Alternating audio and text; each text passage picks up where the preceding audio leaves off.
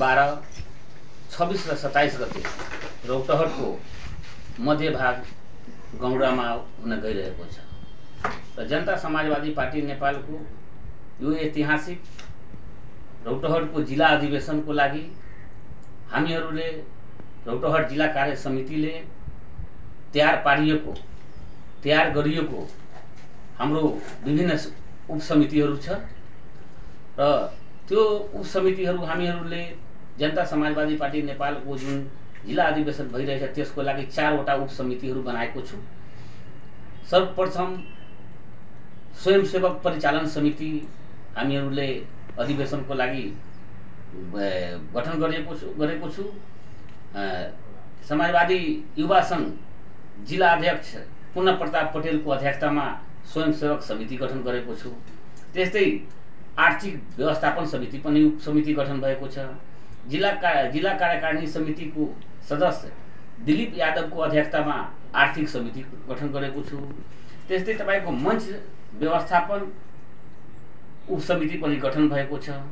मञ्च व्यवस्थापन उपसमिति जनता समाजवादी पार्टी नेपालको जिल्ला उपाध्यक्ष अमृतलाल चौधरीजीको अध्यक्षतामा मञ्च व्यवस्थापन समिति गठन गरेको छु। त्यस्तै तपाईको जिल्ला अधिवेशनको प्रचार प्रसार समिति जिल्ला सहसचिव दिनेश यादवको अध्यक्षतामा जिल्लाको उप प्रचार प्रसार समिति पनि गठन गरेको छ। विभिन्न उपसमितिहरू गठन गरेको छु हामीहरू जिल्ला अधिवेशनको तयारीको सन्दर्भमा।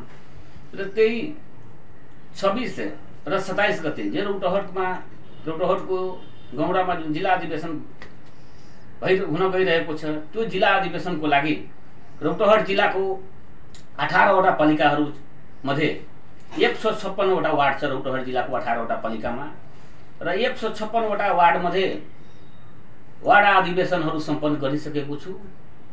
नगर अधिवेशनहरू सम्पन्न भइसकेको छ र वार्ड अधिवेशन सम्पन्न भइसकेपछि नगर अधिवेशन सम्पन्न भइसकेपछि जिल्ला अधिवेशनको लागि वार्डबाट र जिल्ला अधिवेशनको लागि नगरबाट प्रतिनिधिहरू छनौट भइसकेर र जिल्लामा नामावली पनि आइसकेको अवस्था छ।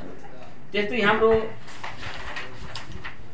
उद्घाटन समारोह जुन हाम्रो प्रतिनिधिहरू र त्यो गौडामा जुन अधिवेशन हुन गइरहेको छ त्यसको उद्घाटन समारोहमा जनता समाजवादी पार्टी नेपाल रौतहटको जुन अधिवेशन हुन गइरहेको छ त्यो अधिवेशनमा दलित, जनजाति, आदिवासी, मुस्लिम लगायत यो राज्य सत्ताद्वारा विभेदमा पारिएको सम्पूर्ण जनसमुदायहरूको आवाज उठाउने र जनता समाजवादी पार्टी नेपालको राष्ट्रिय अध्यक्ष माननीय उपेन्द्र यादवजीको प्रमुख अतिथिमा उद्घाटन समारोह कार्यक्रम 26 गते 12:30 बजे गौडामा हुन गइरहेको छ। र 26 गते हाम्रो उद्घाटन समारोह कार्यक्रम पश्चात 26 गतेको 6 बजेपछि जनता समाजवादी पार्टी नेपालको जिल्ला अधिवेशनको वन सत्र कार्यक्रम सुरु हुन्छ र त्यो वन सत्र कार्यक्रम पछि 27 गतेको पनि वन सत्र कार्यक्रम हुन्छ र यो जिल्ला अधिवेशनमा करिब रौतहट जिल्ला 18 वटा पालिकाबाट रौतहट जिल्लामा तपाईको अहिले जुन हाम्रो अधिवेशन हुन गइरहेको छ 300 को हाराहारीमा पार्टीको प्रतिनिधिहरू तपाईको जिल्ला अधिवेशनमा सहभागी हुन गइरहेको छ।